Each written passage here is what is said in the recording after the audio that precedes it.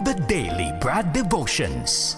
Today's reflection with Pastor Jeff Eliscopides.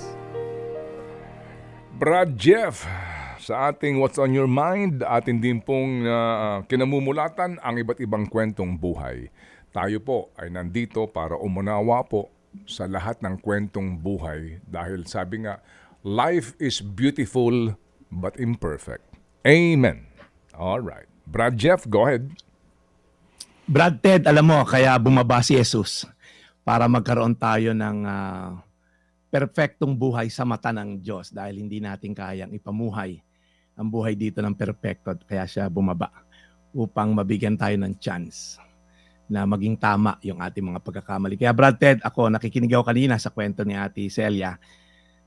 It's one thing to hear good news and it's another thing to apply it at ipamuhay. Yun po yung agenda ng Daily Brad Devotion since day 1, nung wala po na October 5, na hindi lang po tayo nagpapabahagi ng salita ng Diyos because information won't change us. Maganda po impormasyon, yan ang unang hakbang para sa pagbabago, pero ang information po dapat mag-translate into a revelation because revelation will push you into action and eventually transformation. Ang dami ko, Brad Ted, sa tagal kong pagpapastor, every single day, nag-share ako sa salita ng Diyos, nagpipreach every Saturday, Sunday, nung unang part ko sa pagkapastor. A lot of people hear the news, hear the good news, and those are information. Kailangan po natin ay revelation that will bring about the transformation. Pag sinabi mo, Lord, sorry po, nagkamali pala ako. At God will give you the grace to say no to sin. Brad Ted, yun ang ating agenda, revelation. Alright, tuloy ko na Brad Ted. Mga great men of the Bible po pinag-uusapan natin. Itong dalawang pag-uusapan natin na tao na to about sa Promised Land. Magandang kwento na to. Bago pasukin ng mga Israelita yung pinangako ng Diyos sa kanila, yung Promised Land, nagpadala ng 12 espiya itong si Moses. Ano bang klaseng tao yung nandun? Ano bang mga kinabubuhay nila? At pagkatapos ng 40 days ng pag-iispiya, bumalik kay Moses yung 12. Nahati ito sa dalawang grupo, yung isa 10, yung isa 2 lang. Nagbigay ng report yung 10 at pang sabi nila, pumunta kami sa lugar, totoo nga maganda, masagana yung lupa, kaya lang makapangyarihan yung mga tao. Ang lalaki ng mga walls nila sa kanilang mga cities, ang sobrang lalakas ng sundalo nila, at nandun pa yung angka ng mga higante. Ang naging conclusion nila, hindi natin makakaya yung pagsalakay sa kanila. Maganda pa, bumalik na lang tayo sa Ehipto. Kalimutan na itong pangako ng Diyos sa atin. In fact, ito Brad Ted, yung kanilang conclusion. Para kaming mga tipaklong sa tingin nila at ganyan din ang tingin namin sa sarili namin. Alam niyo po, ito pong mga tao na to ay inutusan ng Diyos para i-conquer ang Promised Land. And yet, ang kanilang pamananaw, yung tipaklong mindset. Maliit lang kami. Hindi nila nakita kung gaano kalaki yung Diyos nila. Kaya yung grasshopper mentality, wag na tayong tumuloy, kalimutan mo na yung pangako ng Diyos. Nag-iyakan sila magdamag. Ito naman Brad Ted, yung report ng dalawa. Si Joshua at si Caleb. Pakinggan natin. Sabi nila, napakabuti ng lupain, Moses. Kung malulugod ang Diyos sa atin, gagabayan nila tayo. Okay, papunta rin sa lupang iyon. Ang maganda at masaganang lupain na iyon ay ibibigay niya sa atin. At sabi sa mga bilang 14:9, pakita mo Seth, wag lang kayong magrebelde sa Panginoon. At wag kayong matatakot sa mga tao doon dahil matatalo natin sila. Walang tutulong sa kanila. Pero ang Panginoon ang tutulong sa atin, kaya wag kayong matakot sa kanila. Brad Ted, in a short explanation, ang una lang, wag kayong magre-rebelde sa Panginoon. Yun lang agenda natin. Wag magtiwala ka sa Kanya at huwag ka magre-rebelde sa Kanya. Ibang pananaw po itong dalawa na to. Sabi nila, mga higante nga yung nandun, kayang-kaya nating patayin. Sa laki ng mga yon, hindi tayo magmiminti sa sibat natin. Kaya pag tininan nyo, yung utak tipaklong, hindi natin kaya, ang lalakas nila. Okay? Same giant, different perspective. Isang utak tipaklong at isang malaki ang pananaw sa Diyos. Ngayon po, ang tanong ko, tayo po na nakikinig ngayon, gaano ba kalaki yung Diyos natin sa ating pananaw?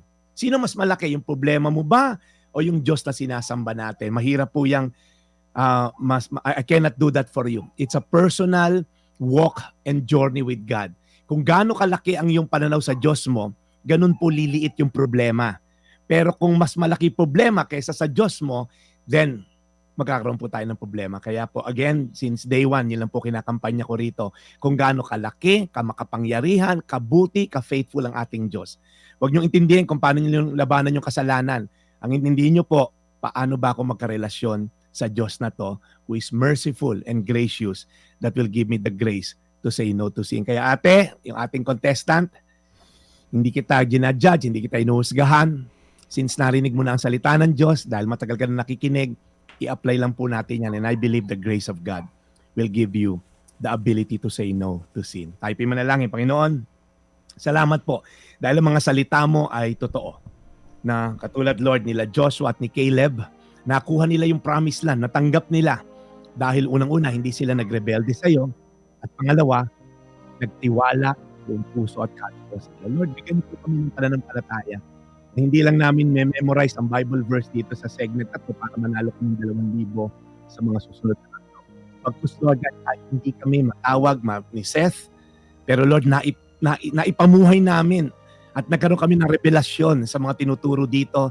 Lord, mas malaki yung sa 2,000 na mapapanalunan namin because pag nabago kami, eternal life ang naghihintay sa amin. Kaya Lord, sa mga namumuhay sa kasalanan, pero patuloy na nakikinig dito, Lord, bigyan mo sila ng grace to say no to sin. Sa pangalan ni Jesus.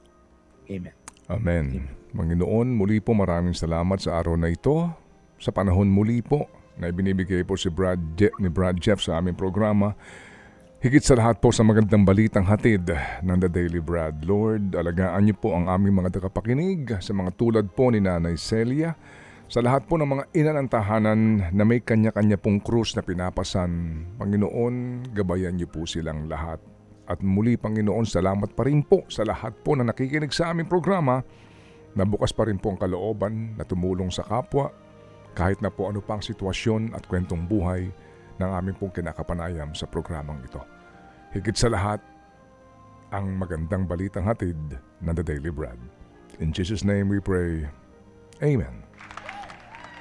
Brad Jeff, si Christine, Sabado ang kanyang operasyon at nag-ugnayan na si Seth, no? At si Christine Zabala para doon naman sa paano maita-transfer. Si Happy Senior Couple, nagpadala na ng kaukulang halaga na nabanggit natin kahapon, that's 30,000. Meron din pong counterpart niya, si Mr. Happy Anonymous na 20,000. So para po masiguro lang ho natin na meron na pong nakaabang para po doon sa kanyang gagawin pong operasyon para po sa kanya.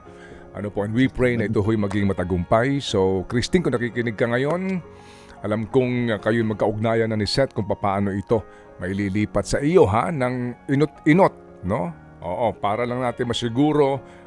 Una, magkaroon ka na ng kumpiyansa na hindi mo na yan pupapulimahin. At higit sa lahat, magpalakas ka. Kasi itong operasyon mo ay major. No? Importante, isipin mo ang iyong anak, ang iyong ina, ang iyong ate. At tayong magpasalamat sa Panginoon Diyos sa lahat ng biyayang ating tinatanggap. Ha? Amen. Okay, amen, amen. Brad Jeff, sa ating mga nakapakinig, salamat po na marami sa mga ngayon po nagko-komento. Sabi nga ni Brad Jeff, marami ho itong mga kwentong buhay na ganito. Importante po, higit sa premyo, ay yung mensahe po at aral na ibinabahagi sa The Daily Brad. Brad? Amen. Yes, Brad Ted. Sana nga ay maipamuhay lalo ng tao. So, maganda sa lahat si Christine at ma-update tayo next week sa kanyang operasyon. Brian Santos Posadas, thank you for watching. Ito po yung Daily Brad, your daily dose of inspiration. Brad Ted? God bless you more. Serving the people, Brad Jeff Eliscopides. Ted Filon at DJ Chacha. Ngayon, nasa Radyo 5, 92.3 News FM. Monday to Friday, 6 to 10 a.m.